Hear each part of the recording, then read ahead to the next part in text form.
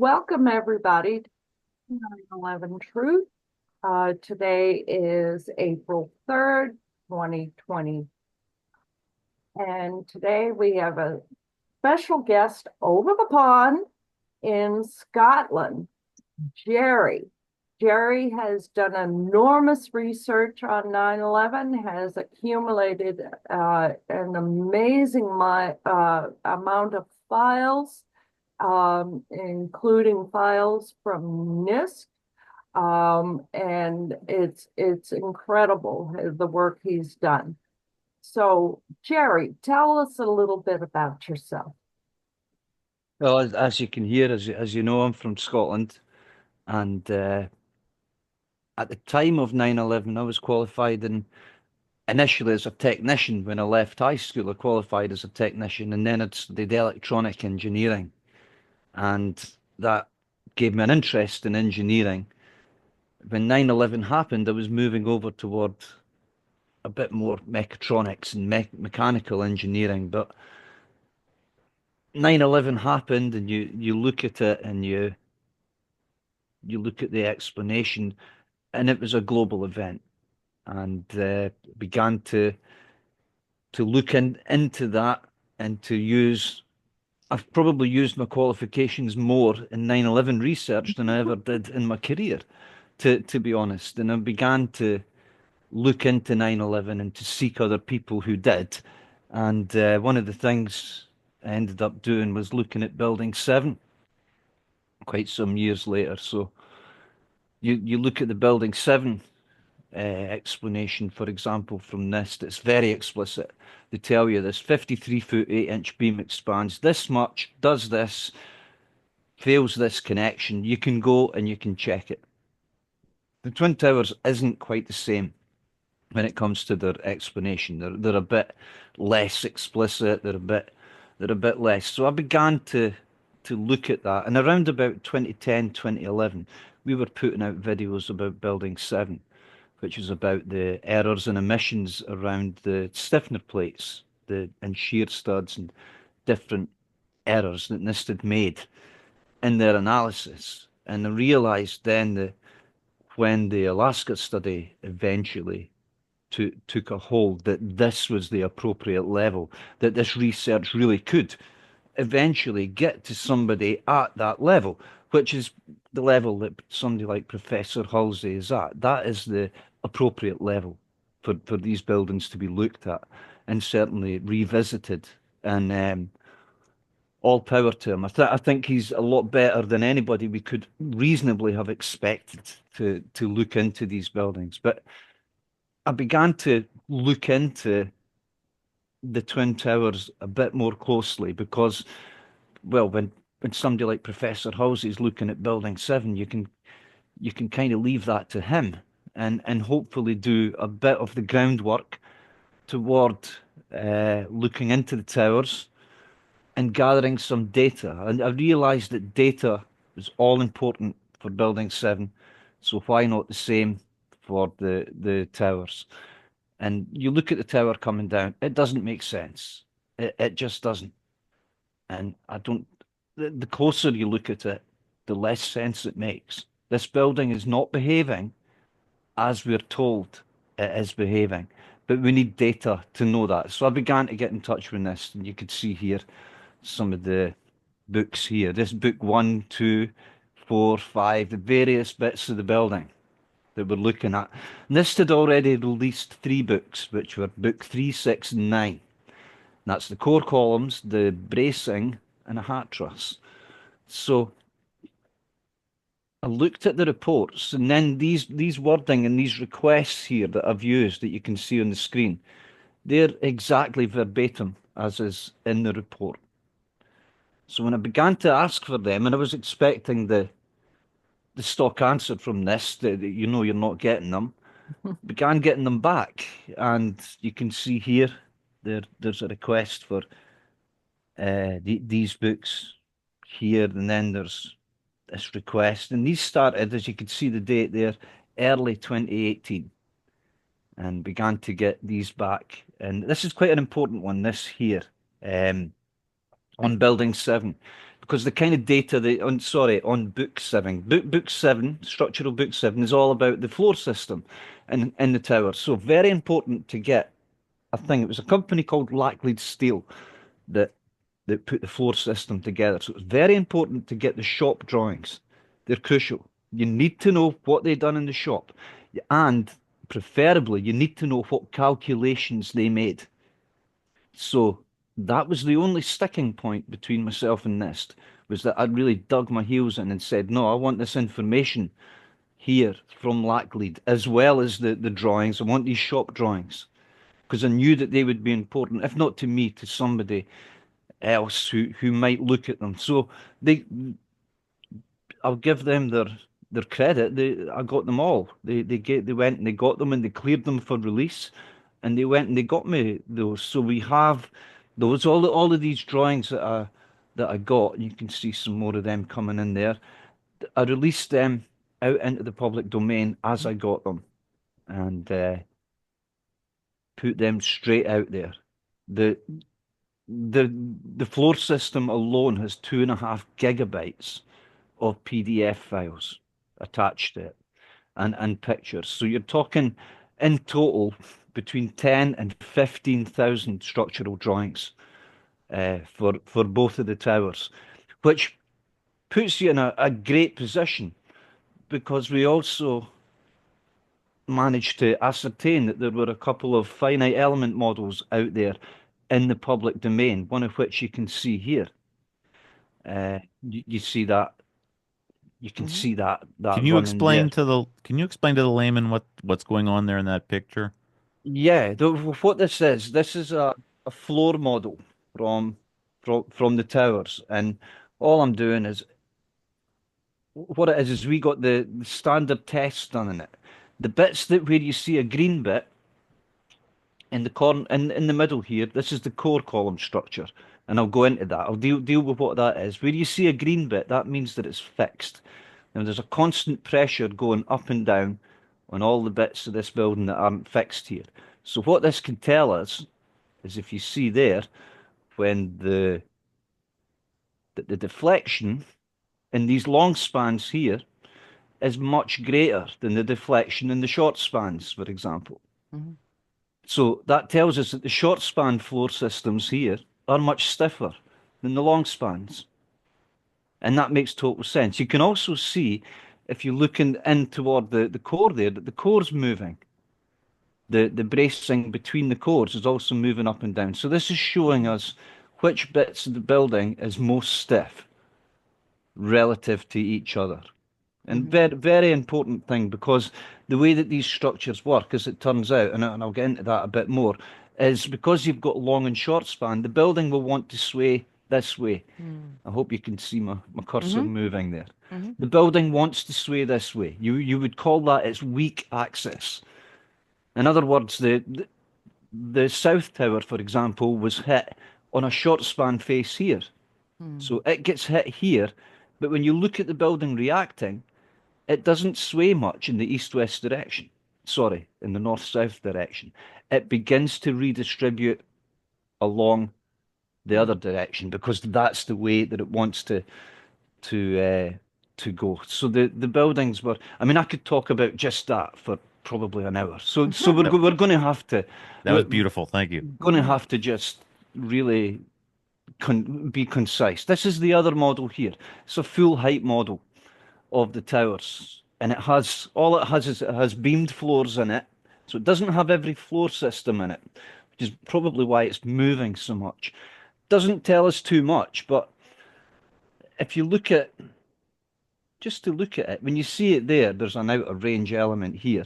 When you see it there, when it's moving to the right slightly, it's acting, it's behaving as any structure would. It's behaving as a cantilever beam sticking out the ground. This is getting stretched on this side. This is getting pushed in. So this is going into tension. This is going into compression.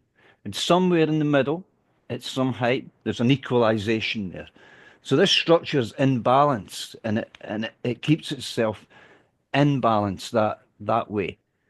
Now, faced with the drawings, the models of the building. You've got all of this data that suddenly everybody had been looking for forever. And then you suddenly got that question, well, what do you do with it? Because it's all very well knowing that the core column 508 is a 14WF 293 at floor 96. But what does that mean? And what use is that? And if you just look at a single element of this building, it's what's above it and what's below it and what forces are acting on it that matters. Just to be able to define the elements of this building isn't enough. We need to be able to look at it in such a way as to say, this is how the building behaves, this is how it reacts, this is how it deals with overstress, to then be able to look at the building on the day and say, what is it telling us? So if we go back to the beginning, these guys here are the guys that put the towers together. And these four guys here, I'm going to concentrate on at the in the front row there. The first guy here, he's called Alan Davenport. He's a wind tunnel expert. Uh, Cambridge graduate. He graduated Cambridge. He graduated in mechanical physics or something like that, but mechanical sciences. He was briefly a pilot for the Canadian Air Force, but he was a wind tunnel expert. He's the guy who done all kinds of stuff. You've got Yamasaki here. He's the architect. Um, I'm more bothered about this guy here, John Skilling. John Skilling is a structural engineer who put these towers together. If you go to Google, if you go to Grok or any of these AI things, if you ask Google who the structural engineers for the tower is, they're likely going to tell you it was Les Robertson. And it wasn't. Wow. It was this guy here. This guy here. And here he is with Yamasaki. They're actually in their Seattle office here, putting the towers together. So John Skilling is the guy. And that's in no way to denigrate Leslie Robertson, because Leslie Robertson here in this picture is in his in his very early 30s. And this genius here, who's in his early 40s at the time, Skilling has chosen him as his right-hand man in his early 30s on the project to build the two tallest structures on the planet. That is an achievement at any age, but to achieve that kind of excellence in his early 30s, I just want to be clear, I'm not denigrating Les Robertson there in any way, shape at all. And there he is with his wife, uh, looking at some drawings. She was also a structural engineer, but this guy, John Skilling, is much overlooked when it comes to the towers. And it might become clear why when you begin to look at him. This is him when he's 19 years old in 1940. He was born in 1921 in Los Angeles, and his father was a Scottish Irish civil engineer and a very successful one at that. John Skilling was never going to be anything other than an engineer in his life. That was always what he was going to be. And that's what he ended up being. Now, the reason I've picked this picture here and the timing of it is because it's 1940.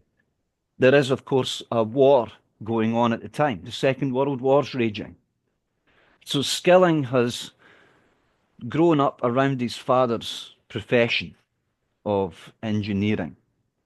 He's grown up there. He's went to university. He's done 2.5 years of university and he wants to do something for the war effort. So he tries to join the Air Corps, but he doesn't get in because of his eyesight. His eyesight isn't good enough. So he takes his structural knowledge and he goes and he works for Boeing. He works for Boeing in the Second World War. So he's beginning to do analysis about protective structures. So when John Skilling, some years later, says this, that he has a 1,200-page analysis, and if you look at point 3, the buildings have been investigated and found to be safe in an assumed collision with a large jet airliner, a Boeing 707 DC-8, travelling at 600 miles per hour. Analysis indicates that such a collision would result in only local damage and would not cause collapse or substantial damage to the building, and would not endanger the lives and safety of occupants not in the immediate area of impact. Now, when you consider that this man's worked for Boeing, in the field of protective structures in his early 20s. It puts a different light on that statement there that he's making. Here's some of the other things that he built. Beautiful building here, mostly in Seattle. This one was a partnership again with Yamasaki. I think it's the Rainier building. Yamasaki liked a gin and tonic, and I think there was always a sort of glass somewhere, and there's almost a Mhm. glass shape there in that building. And you can see some of this was in the late 80s. This building here, very reminiscent of the towers. This was completed in 1969, and also this was also Skilling and Yamasaki, and this was back in 1952. This is a science center, and Yamasaki really did have a flair there. You can see how these vaults here almost mimic what a fountain would do. So he had an elegance there, and he had teamed up with Skilling. John Skilling had taken, it was a company called Whit Engineering. He'd taken them from being a local company in Seattle to being nationally renowned. And he'd done that in about 7 years. So he then became a partner, and that became um, Worthington and Skilling. That was what that firm became, who eventually took on the towers. So in 1993, after the bombing of the towers, who do you go and ask? You don't ask Les Robertson. You ask John Skilling because he's the guy who built them. And what does he say? The important bit here is our analysis indicated that the biggest problem would be the fact that all the fuel from the airplane would dump into the building.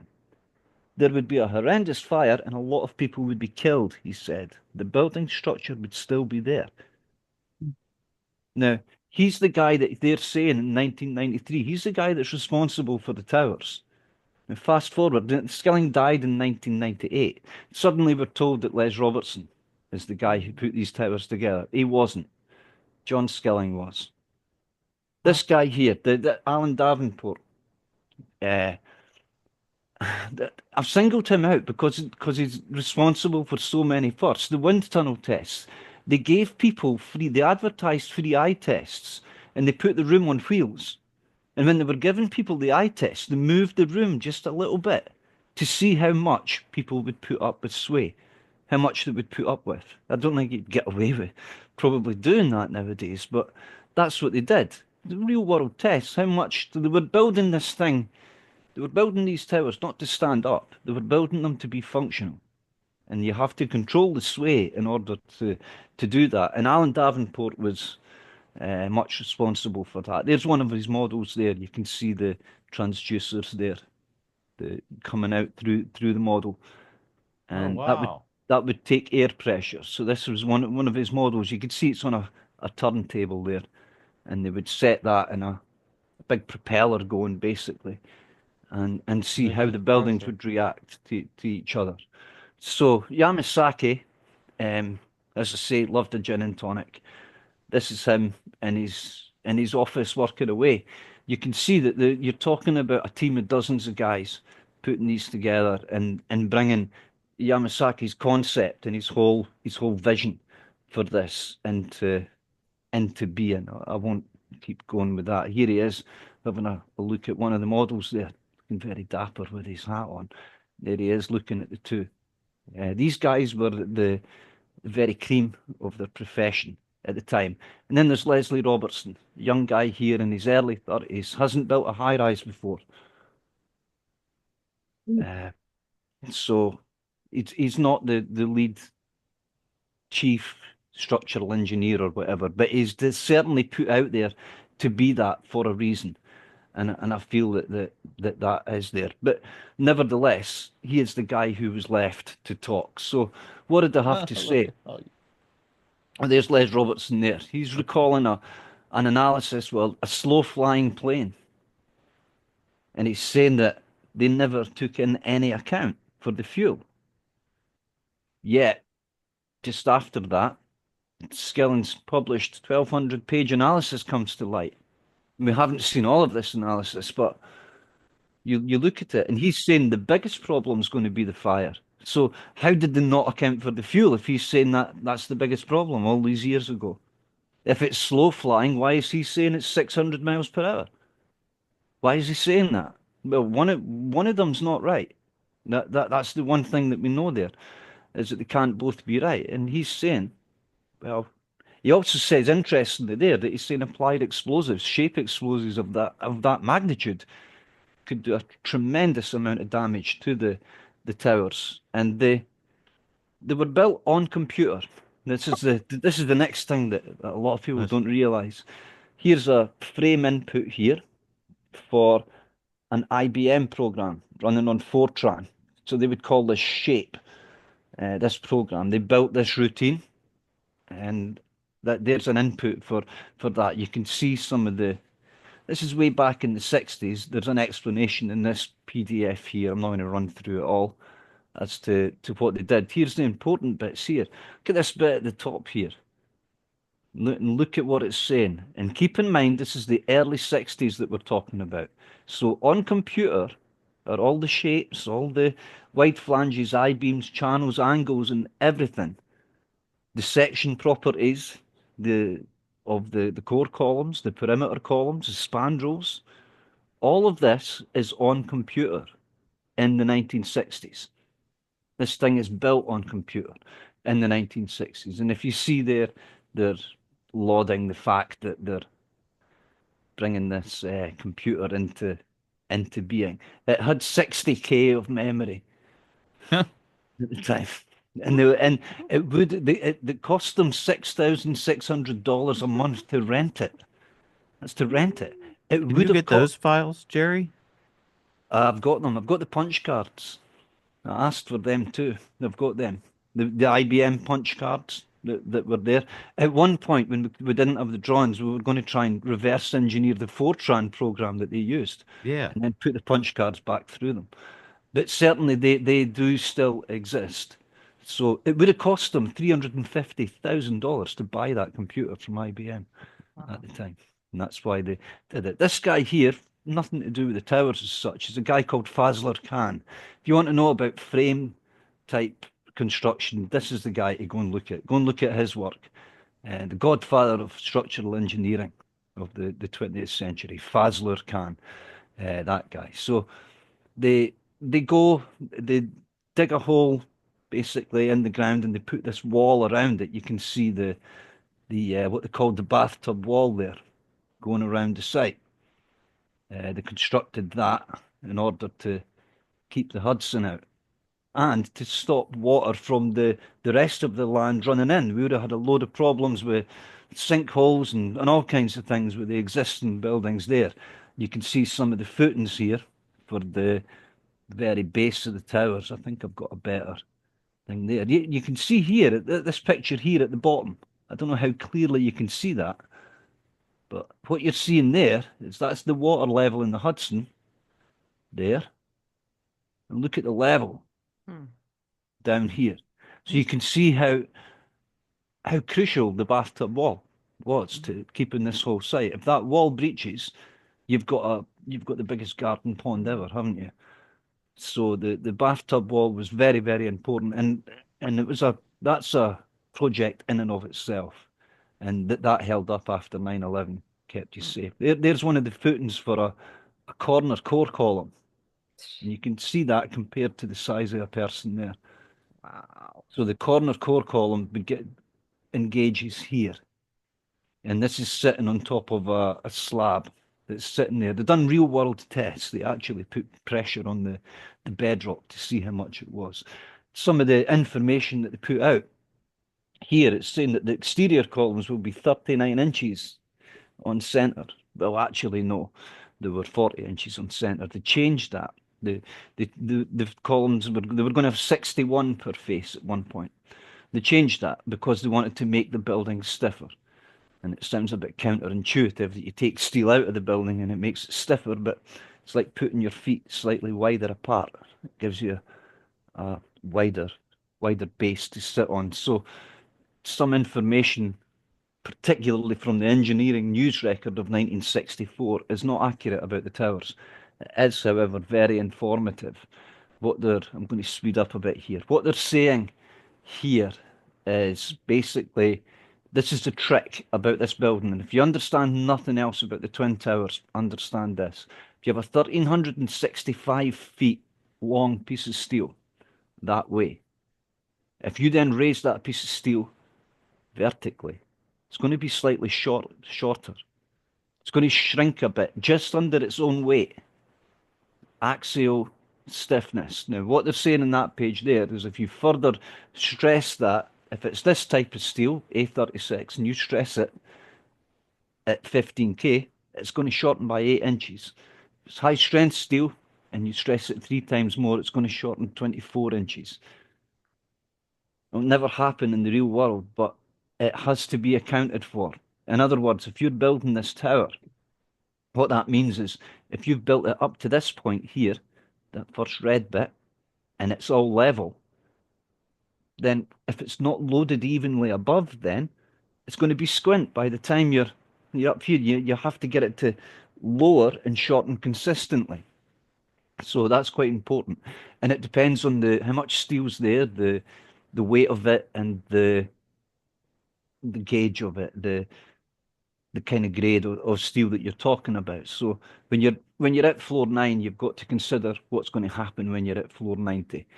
Uh, Another interesting thing here to think of is if you cut the core columns, what happens? The building doesn't fall down. These red bits will pull on the exterior. And then if you've got another 100 floor systems in there as well, they're all going to pull on the exterior. And they're going to pull nearest where you cut it. But we'll get into that.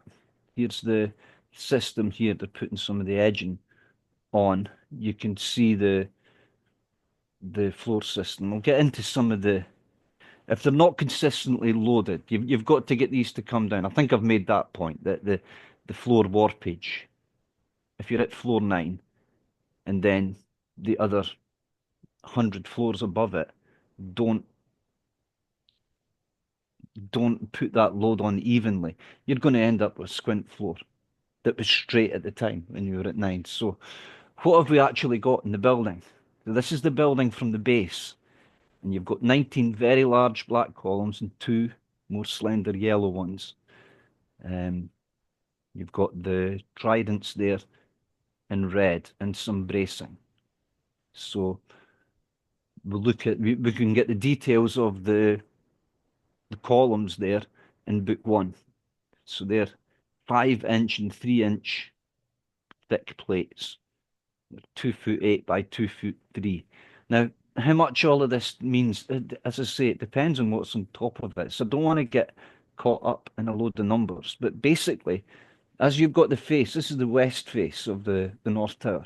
As you look at it, along any given level, these are going to be thicker, these columns here.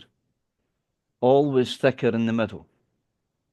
And then out toward the corner, they'll be a bit thinner. And there's a lot of reasons for that, mainly due to what we were just talking about shortening and stuff like that.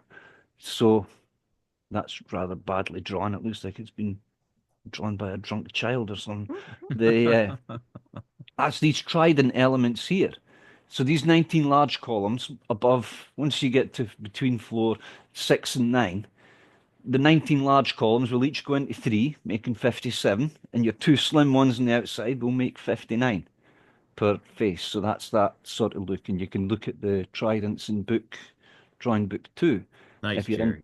if you're interested. So this this represents the stagger here between the perimeter columns. Every third, at any level, every third perimeter module would have a join.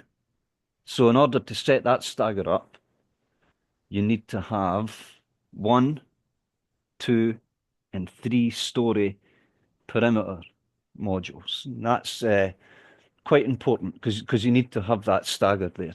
It stopped at the mechanical levels. It went back to being a level and then went up to 2 levels. Now, I'll show you that bit. They're welded there. They're not connected. I actually got a debunker to check that. I had a two-week debate with a debunker about welded versus bolted just to get him to go and look at the through the drawings and check I hadn't made a mistake. So always listen to those who would oppose you. This is from drawing book 4. This is some of the details there, and it's telling us the column types. There's each of these modules has 3 columns on it, and this is telling us the 3 column types in this particular module. This one's between 495, 98, and I'll show you what those numbers mean. This is a column. This is interesting. This is a column. This is column 121. So it's the 21st column on the north face between story 9 and story 107. And what you can see is that when you look at it here, it's these plates at the side. These plates here are the main business end of these columns. And what you can see is that even though up here, for example, look at the difference between here and here. The front and back plates there are 4 times bigger than they are at floor 9. But then look at this plate at the side.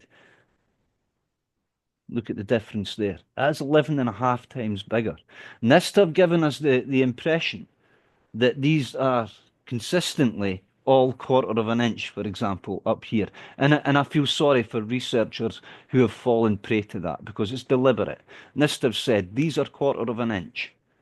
They're consistently 1/4 of an inch. So you would then think if you've got a 1-inch plate on the front and the back down at level 9, you'd think the side plates would be 1 inch. They're not. They're nearly 3 times that size.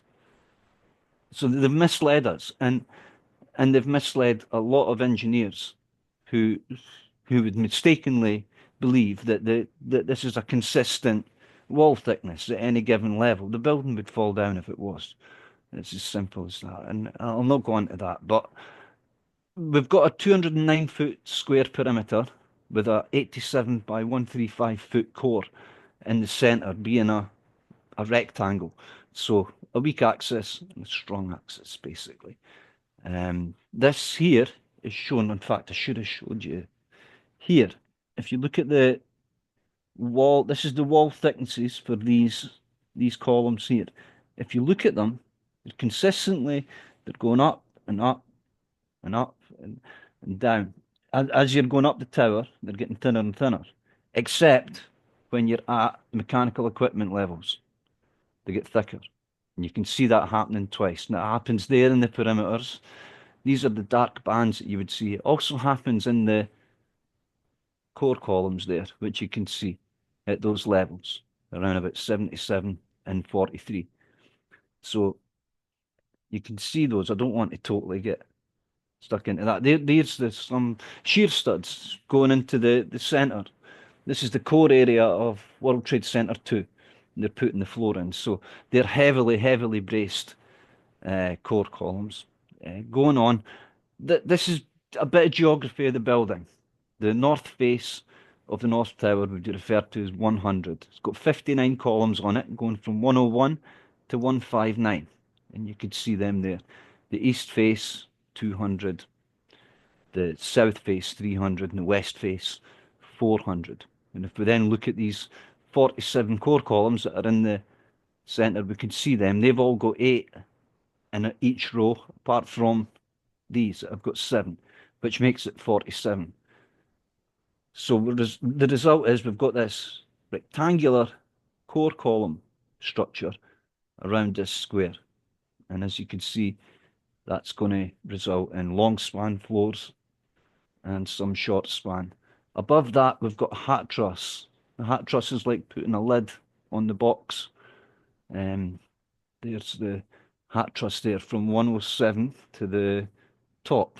And you look at that, there's a good. This is actually from SGH. And you can see there, it's this lattice of steel sitting there, and it's going to, the antenna module is going to sit on top of here. And what that's doing is that's allowing the building to move, basically, at the top. This is something that we put together to check this.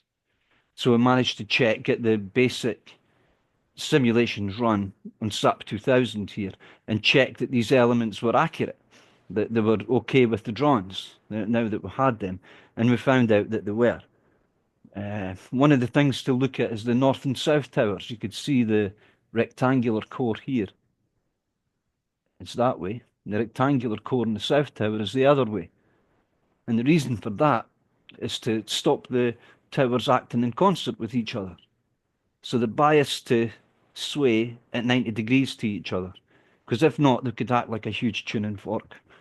And you don't want that. You don't want one pushing air as the other one's pulling air. So that one here would want to go that way, between 3 and 100, and this one as well, that way. So they're at 90 degrees to each other for that reason. Some of this I'm going to skip over. This is the floor system, basically, between the two and going into the cores. You look at it, this is some of the reinforcement between the bridging area between the floor system and the cores. And you could see here, this is not insubstantial. This is heavily braced. Now, I don't think that that's there on the model, to be honest. This is the welded wire fabric there, and if you look over to the left, you can see strap anchors there. If you look carefully, you can see the shear studs sitting. Every one of those has. This is the floor panel, and this particular one is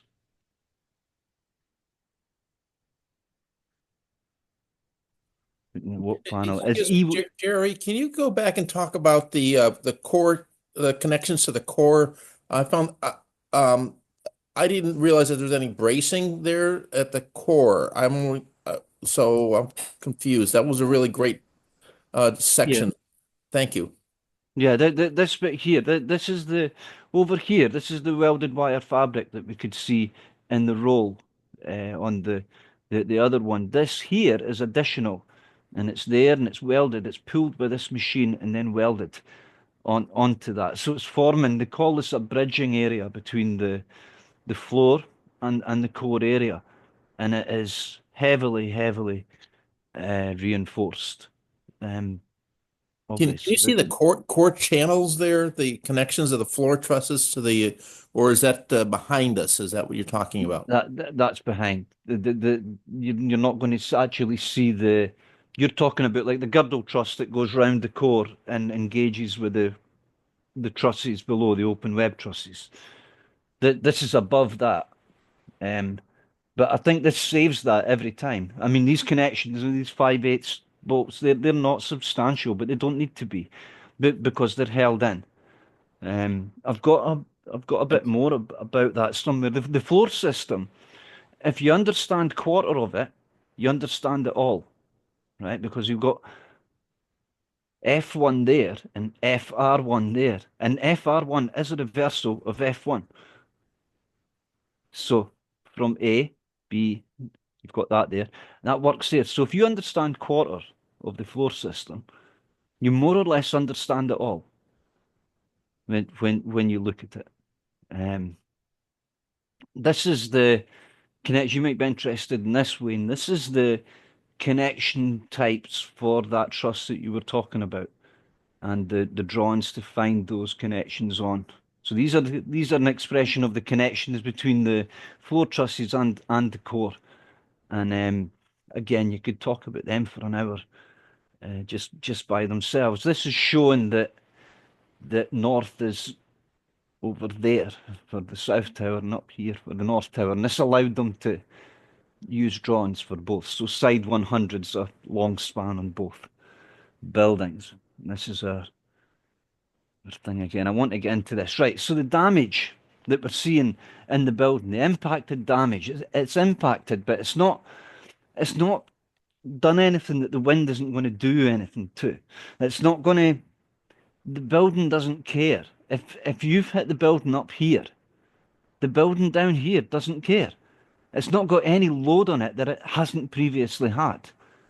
Okay, you've got this damage here, but as far as like for the North Tower, for example, you've got this plane going in, you've got the weight of the plane. That's less than the live load of the building. It's way less. The building's not going to notice. The impact of the plane isn't as much as the £45 per square foot that the building's rated for.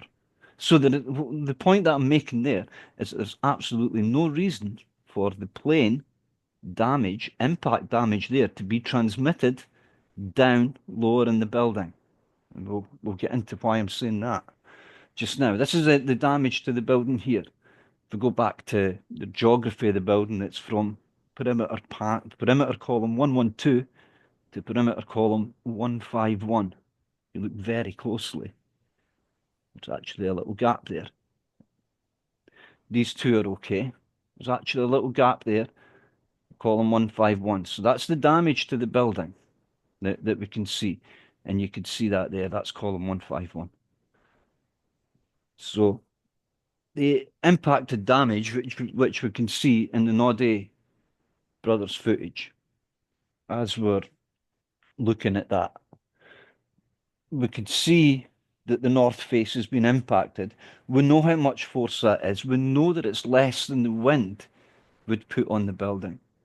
And we know that the building below the point of impact, half a dozen floors or so, doesn't really care. It's still sitting there. Now, when we go into the building, this is the same people, the same guys that took this footage. As we're going into the building here, you can see the windows. Look at the windows there. They're smashed. These windows are all smashed. And when they go into the building, you can see that as they go into the lobby, the marble tiles are off the wall. And we'll see that just here. If you look off to the right, see the wall there in front? You can see the marble tiles all off the wall. There is no reason that this plane impact should have caused that. The fact that we've got damage to the windows and damage to these marble walls, those two things do not sit square with a basement explosion, with an elevator shaft explosion. One of them, maybe. In what world, I don't know. But not both of them. Not the windows and the marble. That can't happen from an elevator explosion. Something else has caused that damage at the base of the building. If we look here, just before the building comes down, the south face begins to bow in. This is the opposite face that was impacted. And you can see that that's bowing in as low down there as floor 94. Now that's 2 floors below the impact. So you can argue that the south wall being bowed in here is the first discernible downward movement in the North Tower. Because to bow a column in, part of it has to move down. If you're going to pull a column toward you, part of that column has to move down. This is the first discernible downward movement in the North Tower. That's a And it's moment connection. I'm sorry, right? well, insofar as the truss connection here going to there, then yes. But that's mainly because it's composite with slab above it. But I'll get into that a bit more of that. When you look at the building here, when I looked at this, what this is, let's take a bit of explanation. This is an extreme close-up of the antenna. And what you see happening is the antenna moves straight down and then the building follows. But it moves down and stops first. And David Chandler's actually made a very, very good job of accounting for that. And I don't think I need to say so much about that. But suffice to say, the building's not behaving itself as we would expect. When we look at the north face as it begins to come down, what we can see is if we're looking out of the north face, the red panel doesn't move, the yellow panel begins to move a little bit, and the green panel just keeps going. And you can see that happening here. There's the green panel, there's where that would be. And that comes down, and it doesn't stop. But this panel here, the yellow one, it does. It has that stalling there. What this is doing is, once we understand the building, what it's doing is it's telling us what's happened to it, because you've got this big unsupported space. What is the biggest This is floor 7. Floor 6, 7 up here. Now, when you consider that there is nothing connecting the perimeter and the core right down to the ground there, what we have is we have the most unsupported sort of length between the, or height, between the core and the perimeter. So if you take out a load of mass in the core column structure, that's where it's going to show up. It's going to show up between these two levels here, because that's where you don't have these sort of the floors to act like stiffener plates between the two. So when we go and we look at the things that we see the damage at floor 96, right? We've seen that. You can see the lobby damage. We've looked at that. And as you go in, the south wall's bowing in, the antenna's moving. These things are suspicious. Here's the lobby damage, and there's the window damage. It doesn't make sense that an elevator could cause this. Now, I want to take just 2 minutes to go through this guy's statement. This is, I can't remember his name, Vincent somebody. He's a securities officer. I think this is worth going through. Victor Granera. Thank you. Thank you It's so written much. on top of the screen. I can't see it for the top Oh, of my okay. top of my thing. Thank you. So 8:30, he's talking about, he's in the South Tower and he's talking about the security centre, which is on the 22nd floor of the North Tower. Now, this guy is the head of security for the World Trade Center, the World Trade Organization, rather. So he gets this phone call and he's beginning to make his way to floor 22 on the North Tower. The reason he's going to floor 22 is because that's where this emergency center is. And if you look, the two workers there are stuck. Their door has jammed at floor 22. What has caused that door to jam? The plane can't make a floor move at floor 22. The plane impact can't do it. But if you take some of the cores out and they begin to shorten, then that can do it. I don't That- think we're seeing what you're seeing. Yeah. Are we? We're seeing the text only. I don't see floor Yeah. 22. Anyway. He goes into over here. Now he's talking about going through the concourse, but between the two buildings now. So he's underneath the building. The North Tower's been hit and the South Tower hasn't been hit yet. And look what he's saying. What I found is a deserted shopping mall with a smoky haze down near the coffee station. As I approached the construction site where Thomas Pink was due to open, I saw that all of the signs were a repeat of the lobby scene from the 1993 bombing. And what he's seen is the large directional signs suspended from the ceiling are warped, partially dismounted. Fire sprinklers going on. Basically, he's seen destruction down there. Mm. And when he's looking at it, what he's actually seeing is this. This is Thomas Pink here. They hadn't quite opened yet. They were due to open the next week. So this is the place where he is. And these signs here are the kind of signs that he's seeing. And they're dismounted, they're warped. So what he's seeing basement destruction. He's seeing that these cores have been taken out at the bottom. The whole of the core column structure has shortened. It's caused a differential between the perimeter and the core, and that's how you get the windows blown out. That's how you get the marble coming off the wall. That's how you get the door stuck. None of these things are explained by sagging floor trusses at floor 96. None of them are explained by impact at floor 96. None of these things are explained in the official account. But as soon as you remove mass, a substantial amount of mass from the core column structure, which this guy's reporting, which lots of witnesses are seeing, as soon as you do that, then you get the structural reactions that we do see. You get that marble. Marble doesn't shorten, so that the marble comes off the wall. The building's trying to shorten between ground floor and floor 8 the most. So what happens? The biggest window in that area nearest the ground is the one that's going to pop. And that's exactly what we see happening. That's why there's no evidence of damage in any of the plants around the lobby, for example, sitting there. So how would you replicate this?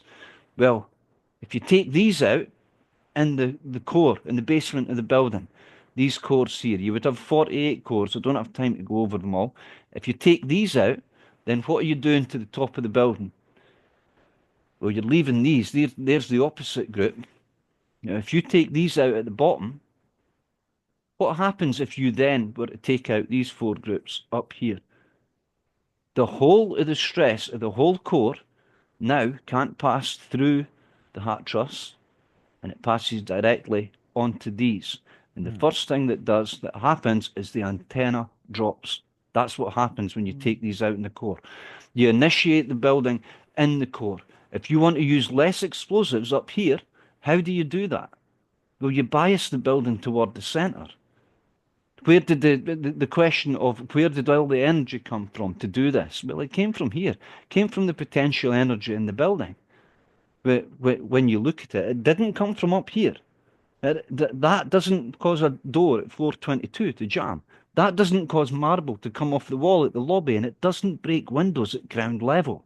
It doesn't make shop signs underneath the building suddenly warp. It just doesn't do it. It can't do it. That kind of damage cannot transmit. So your events, as I see it, are the plane impacts. You've got core cuts in the basement, probably the opposite ones to those. You've then got to weaken the perimeters at height. That's one thing you have to do. At least one place you have to weaken these perimeters, particularly at the corners at height. You can then take out whatever the inverse group is here at a different height, and you're moving all of the core stress onto one area. You can then use these areas in the core to disrupt the faces. In other words, the face of these buildings is very strong. As soon as you break it in the middle, then you're left with these four distinct areas. You can use that to manipulate the outside of the building, and I believe that that's how they've done it. They've used the core to exert a push on the faces, and you see that every time as the building's coming down. You can use the corners here to pull on the frame of the building on the outside. You can even distinctly pull at a particular level that you want to. Look at what NIST are saying. Here's their model. They're telling you full floor model after removal of deck supports. They've taken the deck supports off. They've taken the spandrel studs off. They've taken the bridging trusses off. These are elements that matter. They're not there for no reason. They say that they're showing non-linearities. I'm going to try and find. Here we have. This is SGH's model. Look what's missing. Bridging trusses. These trusses here are meant to go all the way along there. They're meant to go all the way along here. So what happens when you remove them from your model? This happens. What would you expect to happen? They built it with bridging trusses. Why would you not have them? So this is why these are slightly. You won't see this happening if you have the proper elements there. Now, the reason that NIST have given us for not modelling the building correctly was to aid computational efficiency. Well, there's NIST telling you right away, right? If they have to do this 22 years ago, think about it. In 1960, they were dealing with a 60K computer to design this thing on.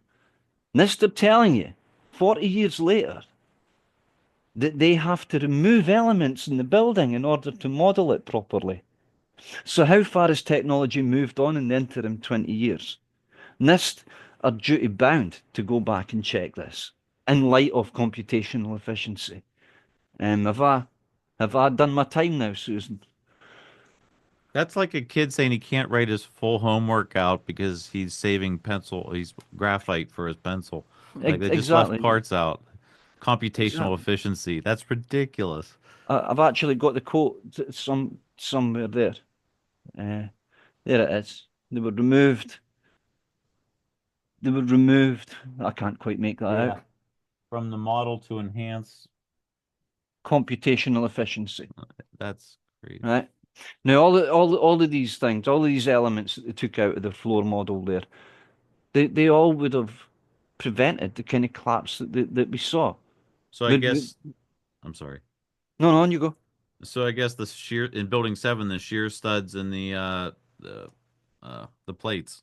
I forgot the name of the plates. and stiffener plates. It's a Stiffener carbon. plates. Those were also computational efficiencies. It's a well, exactly the same thing. They're saying that these were behaving in a non-linear way. Yeah. That this was causing, so it's causing a relationship in the computation that isn't linear. It's a difficult computation. It is processor hungry. So they're taking what do you do? But you in reality you build a shell element and you do a small scale analysis and then you use that to justify it. They don't have a justification here. And somebody like Professor Halsey would be far better placed to address that than I ever will. But you can see that the compromises that they've made around the towers, it's a carbon copy of the Building 7 thing. They've missed bits out, they've got bits wrong, and they've exaggerated the effects of heat. It's the same thing. They actually talk about um, trusses walking off the seat plates. When you look at this explanation, it relies on, the web bit of the floor trusses. It relies on them getting to 500 degrees and failing. That's basically what say happened in their analysis when you get right down to it. But at the same time, they're saying that these trusses managed to pull in the perimeters. They can't do it. But if you pull down from the very bottom of the core, then that's going to pull in round about where the south face is getting bowed in before the collapse. And it's because it's getting pulled down, not because it's bowing in. It's getting pulled down by the core shortening. And that's where it's failing because it doesn't have purchase on the opposite side. And that's also why the antenna, when it begins to go, it goes slightly south because it's pulling. If the core columns were strings on balloons and you cut the ones toward the north, and you pulled from the bottom, you're going to pull more toward the south, aren't you? And this Jer is what's happening. Yep. Jerry, I don't have Gene's knowledge, so it might be a very dumb question, but if everything's pulling in downward through the middle, through the center, then is there something else going on that's blowing beams 600 feet and landing them in other buildings? I mean, because they're not Absolutely. they're not being pulled in, right? So there's two Uh, different mechanisms that are going on here. Absolutely. Yeah. I think that this sort of cross through the core columns that's destroyed, and then that leaves you four distinct areas, and these areas are used to attack the perimeter faces of the building from there. And you can see as the building's coming down, if you look at building 2 or building 1, when you look at the buildings coming down, these things that we've called squibs, these aren't explosions going off in the perimeter columns. These are The explosions that are corners. happening in the core, Mm. and Wow. and they're being exhibited out toward there. When you look at the building before it comes down, absolutely they attack the perimeter and particularly the corners at height. You have Mm. to, because corners are strong. But Mm. once you've got this thing going, you've got that center of the core split. You've got it split into these four areas. You can then attack the building because you can manipulate the faces. Mm-hmm. Okay. Excuse me, Jerry. I'm confused. You're saying that the corners are strong, but if you Mhm. take a look at the pictures, it seemed the videos they're not what's being destroyed. They're Correct. actually the Hmm. strongest parts. Eh, Yes. I got a Yes. video for that. Yes. So I believe that what's happening there, Wayne, is that the core destruction is preceding the the outward destruction in the perimeter.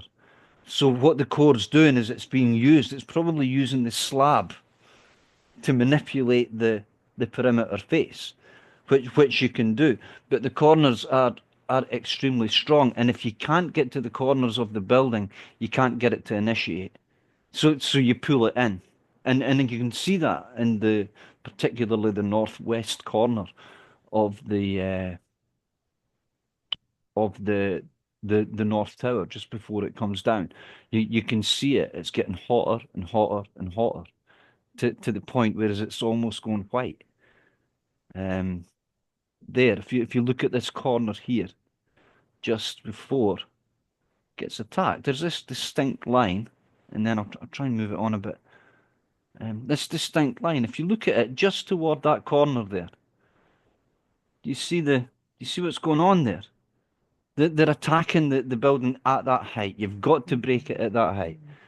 And that's what's happening. But it is core based. And you can tell that by the fact that the antenna's moving first. But more and more, you can tell it because of the destruction that's going on in the lobby and down low in the building. This plane impact cannot cause those windows to smash and that marble to come off the wall. But a removal of mass from below in the cores can do it. And I suppose I'm going over time now. But if anybody's got any questions at all, 100 questions. That was brilliant. That We was could keep, that was keep going. really amazing, brilliant. I'm so glad you gathered all this information. So, questions, raise your electronic hand as you ask your questions. If you can't raise your electronic hand, put it in the chat that you have a question, and stay on topic to the presentation. So, Jean and Sandra, go ahead. Yes. Right before the SGH model, you showed some other models. Is this the model you and your team are working on? And what can you tell us about that model? that those are two models that are in the public domain. The the floor model is a single floor. The full height model only has beamed floors on it, so it doesn't have the floors, and we don't have the expertise to be able to. It's too big, and it's too big a question for us. But certainly there's something to be learned from that. If we can get demand capacity ratios for the columns and learn the roots of overstress, how it will, for example, we might be able to do that. But even if we did, we'd have to go and look for somebody like Professor Halsey to Well, then look at it and look at her work. there was a screenshot you shared with like the page numbers you can find in the books. You had said to Wayne that that was a different model than what uh, there was that one and another one that it didn't look like it came from SGH. Um, it There, wasn't. there's SAP models that we've used and that I've used particularly to illustrate. There's the floors going up and down, and then there's the yellow model going left and right. Yeah, there was another one. It was gray, but I'll talk to you later on it. Thank you. Okay. Very good night. Very nice job. Sure, we have more questions, especially from our engineers that are joining us and our architect. Anybody else? Please. Well, I actually think it's pretty straightforward when you look at the lobby damage, and this guy's reporting lobby damage. That you can see it. The windows and the marble coming off the wall are not as a result of the impact, and they're not. You know the whole thing about the explosion coming down the elevator shaft. Well, where's the elevator? How does the explosion get by the elevator? And they've not thought it through, and it's not a good story. But it was open to your request. So somebody put in the chat that they hope someone retiring from NIST will speak out. Well, as I said at the beginning, I think that NIST, we do tend to paint NIST with a very broad brush, and there are good people in there, undoubtedly. Otherwise, why would we be sitting here with the drawings? Why have we got this information? I do believe that the vast majority of people who work for NIST are deeply patriotic people and who want to do the right thing. And I believe it's a matter of time. And I suppose the longer you leave it, the longer it gets on a personal level. So the latest initiative right now with the truth movement is the Kurt Weldon initiative. Mhm. Have you been able to reach out to his team at all? I, With I, I'm going to be brutally honest here. I don't really get on with very many people generally, um, and in terms of that, well, Roland had objections to that, and when I look at these drawings, as I got these drawings, I got them in between 2018 and 2019, and I made sure that Richard Gage knew exactly what was happening with them, what drawings they were, what books I was getting, and he was entirely receptive to it. And the fact that, I'm just going to be honest here, the fact that architects and engineers had not even requested these drawings in over a dozen years of their existence up to that point is on them. And what I will say is the mark of the man when it comes to Richard is he put his hands up and said, "Look, we should have asked for these and we didn't."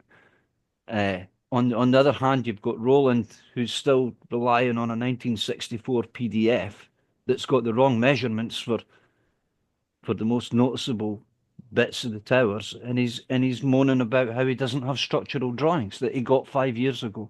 So I'm not interested in what they're doing. And if Roland Angle or anybody else from the organisation wants to pick a fight about that, they're picking it with the wrong guy.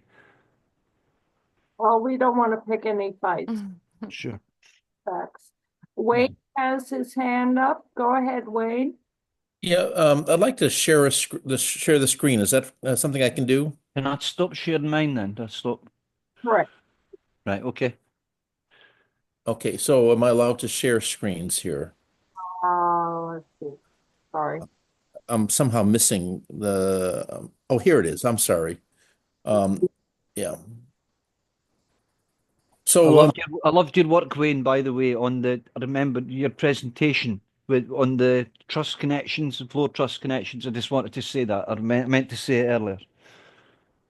yeah, and Gerry, I don't think I ever told you this, and but I presented that to that concept to the ASCE's Forensic Engineering Conference last November, and so there's a published paper that is going to have some of the information that I'm going to talk about here, and basically, so it actually undercuts the Besant hypothesis completely, and Uh-huh. it's in the ASCE literature now. So anyway, but the question I'm going to have is, with your hypothesis, I'd like you to comment on the east face of the South Tower coming out at you, and then being able to see the core columns after the office areas have been completely ejected away. So let me just run through these Uh-huh. if I can get this thing to work, this series of shots here. So we can see the South Tower coming down. Now we can start to see the top of the perimeter columns coming out of the smoke. And then what we see, I guess I highlight these here a little bit. Yeah. Some of this is actually in the ASCE paper, so I had to do a lot of things just to kind of get in it. But you can see it's the entire entity. It's actually 200 feet, 250 feet away from the core now as an entire entity. You can Mhm. see them here. Um, and actually, I want to get to the, no, oh, sorry. I think I do get your point. I think your point is that I'm talking about basement explosions here. How does that translate to what we see in reality, like the amount of energy that's throwing these perimeter modules out? Yeah. Yes. Right. Well, when I'm talking about these basement events, what I'm saying is that you would do that in order to do two things. You would attack the basement to centralize the building. In other words, it's not going to follow, it's going to be biased toward the center now. At the same time, it just means that you would have less to do up the top of the building. Gravity is helping you, but you still have a hell of a lot to do explosive wise at height in the building. So, in saying that the basement is rigged or wired or masses removed in the basement. I'm not saying that that's the only cause. There would have to be a huge amount of explosions going on in the core area itself, and I think that some of these are preceded. Um, that there are early explosions going on, and there's a lot of tension there in the building. So I'm certainly don't want to give the impression that I'm saying there's no explosives used up above at the top of the building. There certainly there are, for sure. So, Jerry, thanks so much. You know, especially the discussion that you had about the sagging signs, the broken window. That's an explanation that I've somehow missed over the years, and I think it's just absolutely fabulous. Your documentation on all this. So, thank you so much. Thank you, Wayne. Thank you. Anyone else? I see Jean and Sandra had their hand raised, but Yeah. Yeah, I just wanted to play a 15-second clip, and I think what Wayne was asking, and Gerry, I think you're on the same page, and that Gerry, you're saying basically a plausible solution for the explosion was basically a plus sign in the bottom of the core columns, so the top of the building hangs almost like a pendulum in the middle of the Yes. building, and then up at the top, if you take out the corners, then it's just going to pedal apart, and that's what Tony Zambati said about you just cut the corners and it'll pedal out like it did. So Yeah. Yeah. here is a video, 15 seconds. And what I want you, this is the west side of the north building. And in the back corner, what you'll see are these explosions just ripping down the corner as it's coming down under the umbrella. And let me mute that. Right here, you'll start Right. to See, see. see how you've got those there in the center, Yeah, yeah. Well, these right? ones in the corners.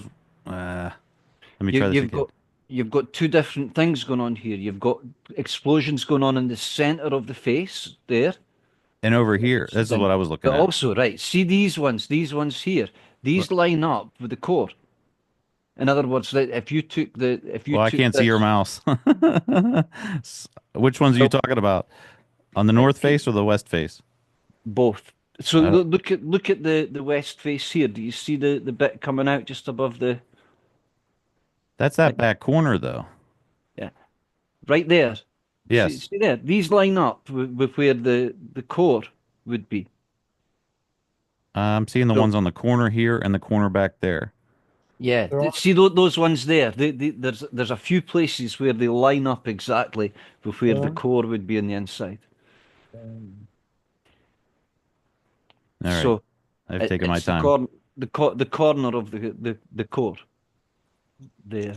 We're gonna have to talk about that more because I'm seeing the exact opposite. I'm seeing the corners ripping out, Yeah, yeah, and I get it. Which You've seen that, but I might actually have a couple of. I've got images of it. which I think is what ties in with Wayne said because he had Yeah. saw the middle of the east face of the south tower.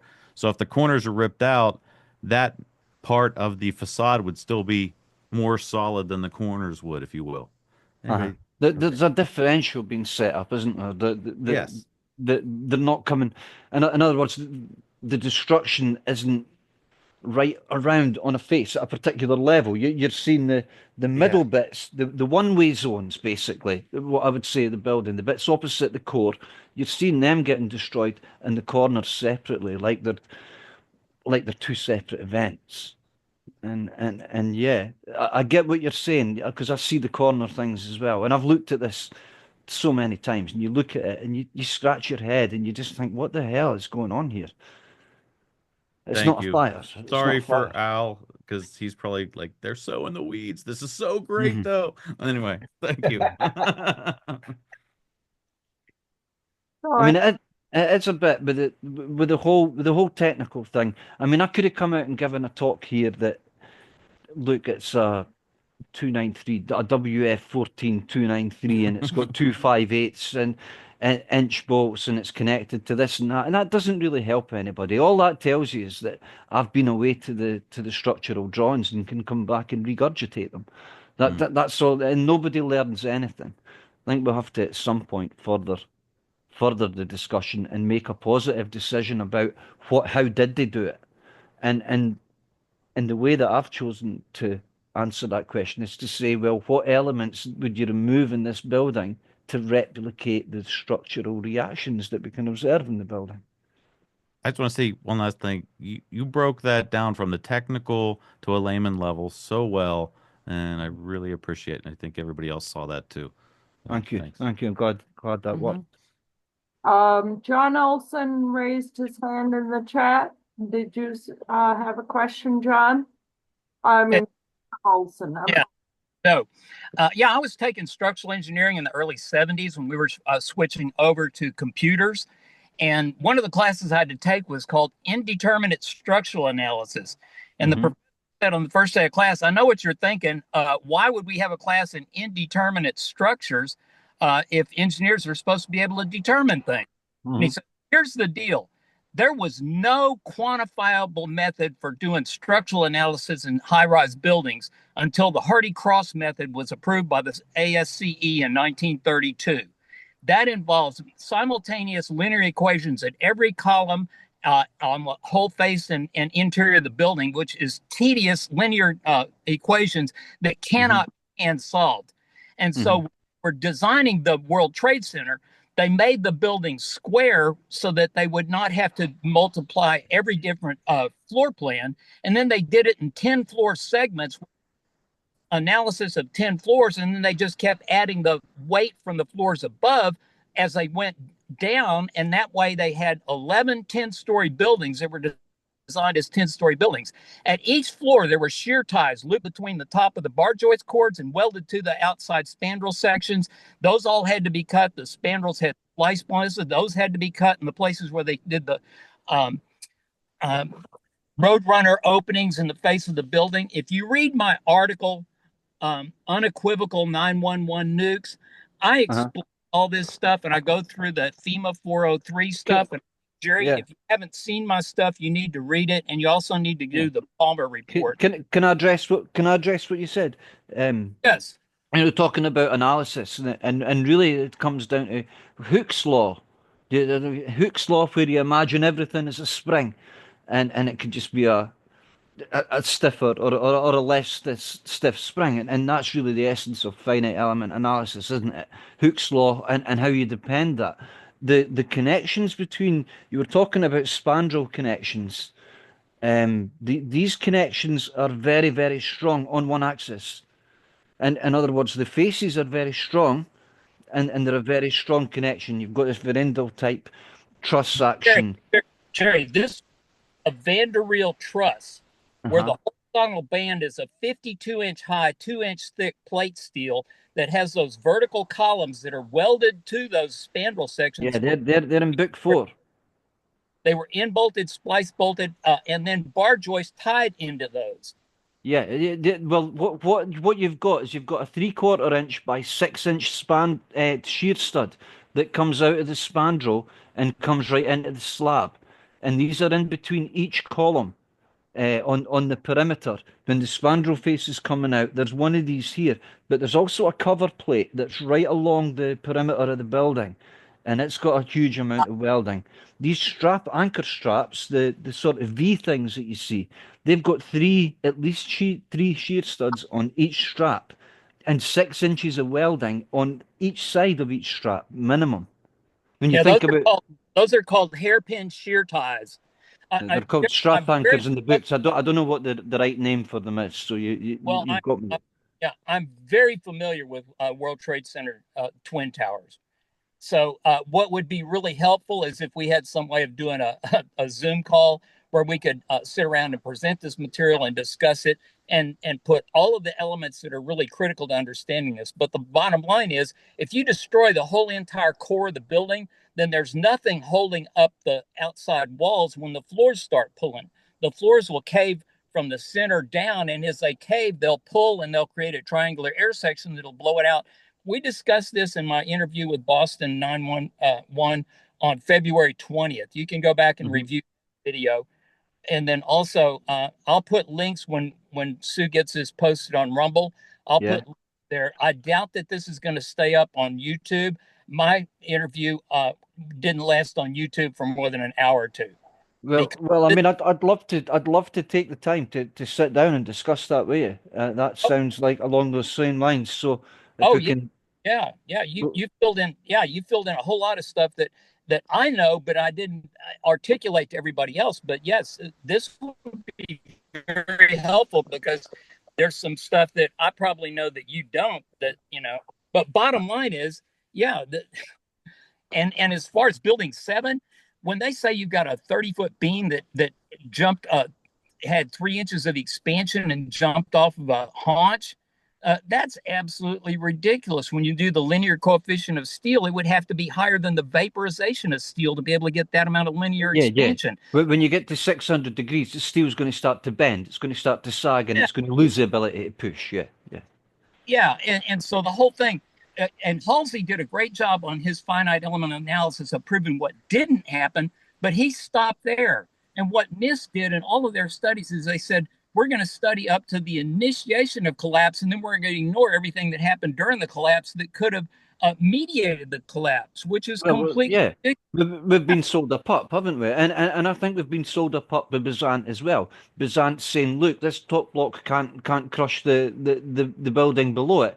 It's a fool's errand to go and try and debunk Bazant. Why would anybody want to debunk Bazant? Because he's telling you something that's impossible already. And what he's doing is, I believe, is misdirecting us towards the top of this building. Look at the bottom of the building. Peter Jennings. We could have saved a fortune and just listened to Peter Jennings, who said you've got to get to the under infrastructure of a building to make this happen. We should have just taken his word for it and cancelled the NIST report because he was correct. You do have to get to the under infrastructure of a building to make this happen. And for NIST to go round the houses the way that they have to try and explain how a top-down collapse of this nature can happen, the deeper they go into it and the more detail they go into it, the more ridiculous they sound. So no wonder they just said global collapse ensued. No wonder. It's ridiculous. Oh, God bless you. Well, Yeah. Sue, send me Jerry's contact information so he and I Yeah, can do that. together. Yeah, please do that. Yeah. Yeah. Joseph, by the way, I appealed the YouTube canceling of your and they put it back up. Oh, really? Yeah. Oh, all right. Well, I'll look for it again. Oh, thanks. No, Rumble is better anyway. All Yeah. Yeah. right, thank you. Wayne has his hand raised again. Yeah, so thanks. I found the kind of the images I was looking for. Let me go see if I can share them now. You can see the screen again. I'm going to go through the pictures on the left just for the context. This is the South Tower coming down. You're going to see the top of the perimeter columns coming out as a solid entity. And then what you can see as the Riviere video goes down is you can start to see the core. The core is still standing here, even though the office area has been ejected away. Now, Gerry, what you're basically saying is the center of the core has been destroyed, but you still have the outer section. So that's maybe what we're Yes. looking at here. You can actually see not a lot of detail. These are the best pictures I can get of it, but there's still some very significant structure that's up here. And of There course, the North certainly is. Tower. Yeah. And the last thing I'm going to say is the North Tower actually still has the spire, so to speak, that remains for several moments afterwards. And again, you can't see what's happened on the inside where you say it's been compromised. But this is the section that I'm really kind of curious about how if you have anything to say about this series of images. On this particular topic that you're talking about, the architectural drawings are very, very informative because they'll tell you what bits are easily accessible from the core. In other words, you know how the building's basically in three sections. When you think about those three sections, as you get to the top of each section, there's less and less elevators. That means there's more and more concrete in the slab at those levels. There are areas where it's more difficult to access the cores from the elevator shafts, and those are the areas that appear to be standing up. So a look at the core plans does reveal where it would be more difficult to get to. I haven't looked at the South Tower yet as closely, but on the North Tower, there's fixed images there of the tower coming down from a fixed camera. So you can take the image of the tower, then you can wait until the video is run and the spire is sitting there, and then superimpose the spire back on and tell exactly where it is. And it's actually for the North Tower, I think it's down the west side of the core bit, and it corresponds with exactly where you wouldn't be able to get to it from elevator shafts. So I think that's a good a good route to go and a good place to research. Okay, well, great. Thank you. Thanks for the comments and thanks for the presentation. Over. Thank you. Wait, And real quick. Is there Gerry, any way Wayne, sorry, real quick. Wayne had presented a document to the ASCE. Wayne, can I share that in the chat to them? Because you said it'd be ridiculous to try to argue against Bazant, but Wayne found a very interesting way to do that by using his own arguments against him. Well, Bazant relies on a whole story disappearing, doesn't he? He has this top block coming down at free fall. I think it's, was it 19 miles per hour that's hitting by the time it hits. So what he's saying is if you take away a whole story of this building and this top block comes down and hits the other block, then this can happen. He's having to exaggerate for doing that. We know that a whole story of the building didn't disappear. Therefore, we should be looking for another cause. We shouldn't be trying to debunk Bazant. We should be trying to say, well, this did happen, that this destruction did happen. What Bazant's proving is that his theory doesn't work. So immediately we should use a scientific method. That doesn't work. We look for another one. Remove mass from the basement area in the cores. Does that work? Yes, it does. And suddenly it ticks all the boxes. You've got the south wall bowing in. You've got the marble coming off the wall. You've got the windows breaking. You've got this guy down here saying, why are the signs coming off the wall in the basement levels? These things are then answered. I honestly think that Bazant has set us up on a fool's errand to try and debunk him and look at the top of the building instead of the bottom. You know, the magician has got you looking at that hand, and the other hand's pulling the card from in the sleeve. I think we're looking the wrong way in trying to debunk Bazant. So Wayne, can I share it or not? Yeah, go, sure. Yeah. Thanks. And Gerry, let me just comment on that. The paper that I presented, basically, goes through and it shows in the ASCE literature that his concept doesn't work, that the core columns were standing. I mean, none of this is allowed in the ASCE literature before. That the core columns were still standing, and I hypothesized that there were four separate on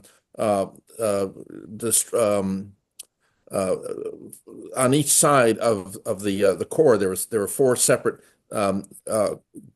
global collapses, and then I include in it this discussion about the entire east face being propelled away from the core structure and you can see it as documented, and so that's kind of what's in the paper. The unofficial version, the draft version, is going to be what Gene's going to share, as well as you're going to include the PowerPoint. Yep, it's there already. Oh, can I? Yes, thank you. Well, I knew when you were doing the thing about the floor failures. It's like this is exactly the kind of research that this needs. If they had kept the steel, we would have been able to look at shear studs and say, well, what way are they bent? Then that tells you what way it failed. It tells you what failed first. If we were looking at the perimeter modules, for example, you would be able to see the manner and failure in the spandrel connections where these perimeter modules join.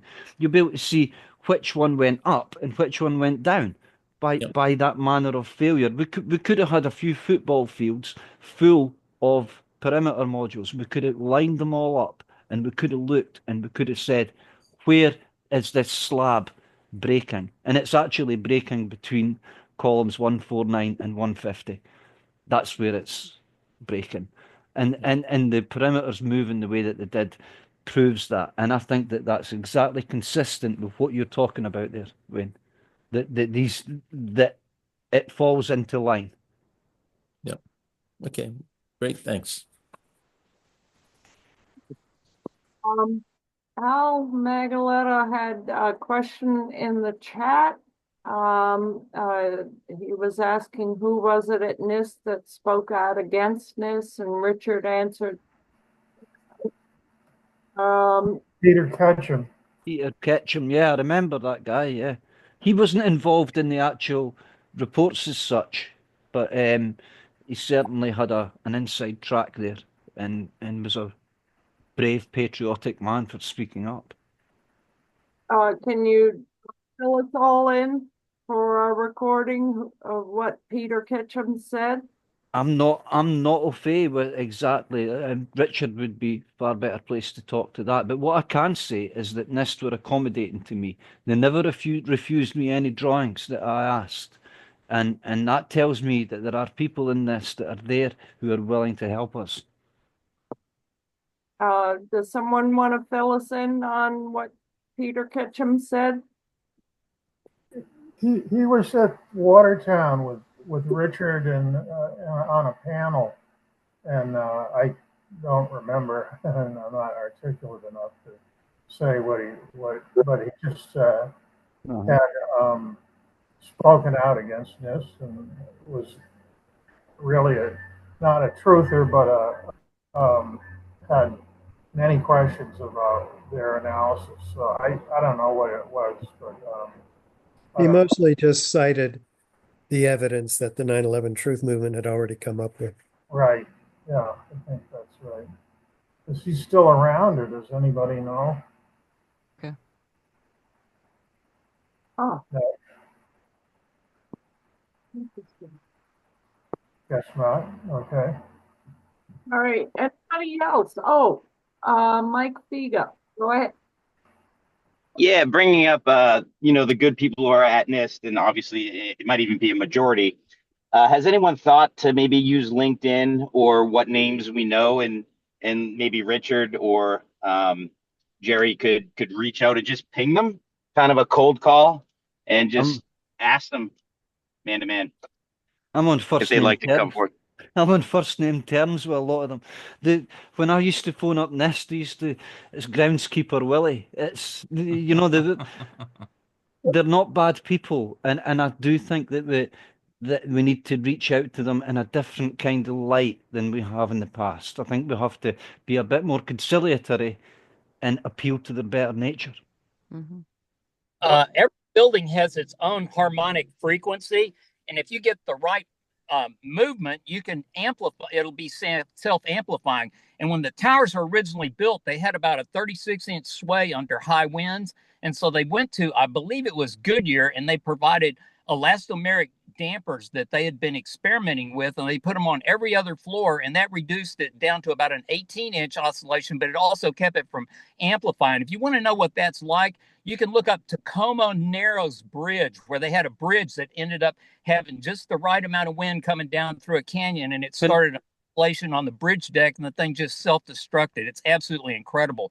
But for that same reason, they do not march troops across bridges in marching step. They break them and make them walk across the bridge, because just that amount of vibration has been known to cause damages to bridges. So yeah, a standing wave, wave. They put the elastomeric dampers at every other floor, and they did it on both of the towers. And it was the first application of those. They were experimental at the time they were used, but it was 3M. That was Leslie Robertson that came up with that, and the company was 3M. They developed the viscoelastic dampers. Now, okay.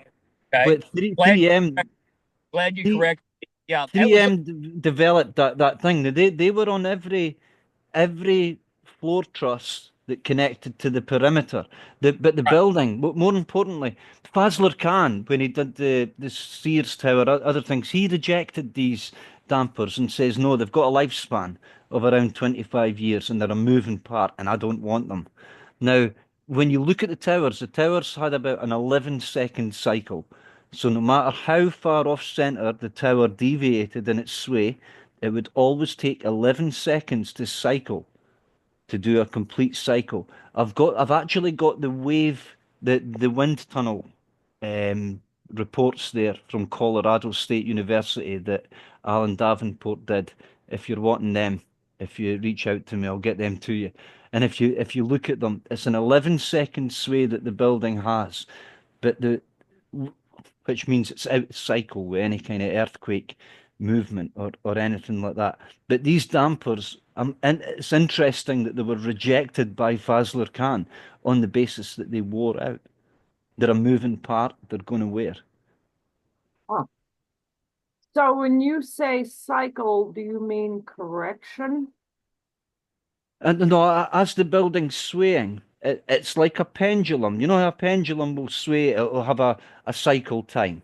And no It's matter how wide its sway time is, it's going to take the same time to go from center back to center. Okay. it's like a wave. It's like you've got a waveform that goes vertically up through the building. Yeah. And they can self amplify if it hits the harmonic frequency of the building. So anyhow, hey Gerry, great presentation. I'm really glad I tuned in today. So, Thank you. Thanks for tuning and in. look forward to sharing with you in the near future. Sure. And I will come on cam next week, but I look like a bad effect out of a movie or something. This eye patch on. And What's Richard, wrong with your eye? Hi. But I've had problems over quite a period of time with my eyes. So I'm sorry. So I did want to get back to the very beginning, the four gentlemen who at the beginning were planning yeah, World Trade Center. You said one of them was given credit, was not. I don't remember the names. that was Leslie Robertson, actually the same guy that came up with the dampers. Now he's lauded as being the man who was responsible for the towers, the chief engineer, all of this stuff, and he wasn't. But that said, he was chosen to be the right hand man of the guy who was in his early 30s. So he did seem to very easily go along with the official story. And I find that quite Why did they pick Leslie Robinson? well, he was the only guy out of those four, well, out of those three, that was still alive Oh, after 2001. So I could understand why they would go to him, but as soon as he kind of signaled that he was going to go along with the official story, he was put up on this. There was no more mention of John Skilling then, and I feel bad when you see some of the buildings that John Skilling put together. They were incredible. He was they fell out. Leslie Robertson and John Skilling fell out quite badly, and so did John Skilling and the architect. The architect Yamasaki and Skilling made it up, but I don't think Robertson and Skilling ever did. Where did you learn all this stuff? Like, I there's learned no everything. movie. If you want to learn about Alan Davenport, there's a book called Wind Wizard. That's the place to go and look at there. There's another book called City in the Sky. There's a book about also a book by a guy Gillespie about the towers, and all of these books give you different details to go and look at. But yeah, it's interesting. I mean, these guys were the absolute elite of their day. They were at the top. They were up there with Fazler Khan. They were the very best, the cream of the cream. you I'm really glad you're part of the 9/11 Truth Movement. dive into all this. It's really quite. Can I ask you, what was your initial motivator to get into all this? Well, when I looked at it, I thought, and I remember my father, and when I was younger, and I remember JF, the film, the Zapruder film coming on. I remember as a young man, a young child, my father said, never ever trust people. Never trust them when they tell you that this was one guy that did this. Don't believe them. And then years later, the Oklahoma City bombing happened, and we were looking at the live feed on the television. And I remember my dad pointing out that they were wheeling away another device on the back of this trailer. And he's saying, how can that be? If it's a car bomb, how can it? So I had this sort of inbuilt skepticism. When 9/11 happened, I looked at it and I thought, how the hell did the terrorists manage to get explosives in there? How are they going to explain the fact that the terrorists got explosives into these buildings? Because you have to. And I was in Edinburgh at the time, and I was actually more involved in entertainments, events sort of industry at the time. But sitting down with a couple of engineers and you're looking at it happening and you're saying, okay, the people above this fire, they're in a world of trouble here. But the people below should be okay. And then you see the buildings coming down.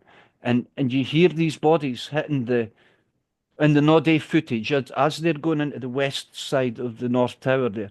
When you're hearing these bodies hitting that canopy, that's how many people, how many dozen people's worlds are falling apart with that one person? How many people? I, I'm from a small fishing village in Fife. We had 5 funerals in 2 weeks here Wow. of young men who died as a result of going to war, wars that were waged illegally on the back of these events. The, this is a global issue. That this isn't an issue where America can just turn around and say, okay, we did it. Because they're going to have to turn around and say, well, we killed German people, we killed British people, we killed. It is a global issue, and apart from anything else, it, it's a technical issue, and when you look at it, you should be able to trust engineers. When you come up to a junction in your car, you're not tapping on your brake thinking, is this brake going to work this time? Because you're going by your experience. You know that that brake will work when you hit it. You know that the engineer who designed that brake designed it in such a way that if it wasn't going to work, you'd know. You trust the engineering. As soon as you can't trust that engineering, if the Twin Towers is going to fall, then you better not leave your barbecue on because that's going to fall too. And so what's going to, what other, what bits of the world are you going to trust? Well, I thank your father for raising such a son. Yeah. Well, thank you. Thank you so much, Gerry. I can't wait to share this with you all. And we're gonna move on to unless there's any other questions. Any other questions? Can I just say something real quick? Oh, sure. Go ahead, Michael. Thank you, Gerry. Thank you so much. You've done a heck of a job there. And I saw all the same things that you did. Like as I watched the towers explode live on TV, I knew they were blown up. And I'm thinking, okay, so they had to have access through security. They had to have unfettered access to the elevators. You know, these things just are apparent, obvious Yes. immediately. Thank you very much. Well, thank you, and thanks to the rest of you as well for listening to me. You said a thing, I think, Sandra, a few weeks ago. You said that when you reach out and actually make contact with other people who are involved, that makes a difference. And I went over. Susan was overseeing her daughter in Edinburgh, and I went over there and we sat down and we were talking and stuff. And a few weeks later, you said that, and you know what? You're right. It does make a difference, and we should speak out, and we should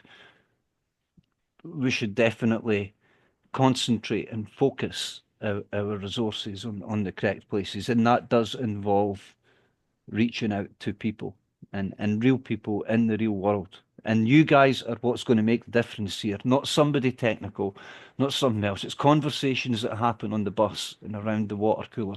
That's what's going to make the difference here. And thank you so much for you all for listening to me. Thank you. you so much. Incredibly impressive presentation. I'm so glad we did this. At this point, we're going to end the recording and go on to our agenda. Gerry, say something really quick and real thick Scottish. I don't ken anything that I could say in real Scottish, mate. I'm just going to go and bend the scullery and put the kettle on and have a wee cup of coffee, and then I'll come back and say something, all right? Right on. All right. No bother. I understood coffee. Thank you. That's awesome. Imitating the Scottish accent. When May is out, cast your coat off. Wow.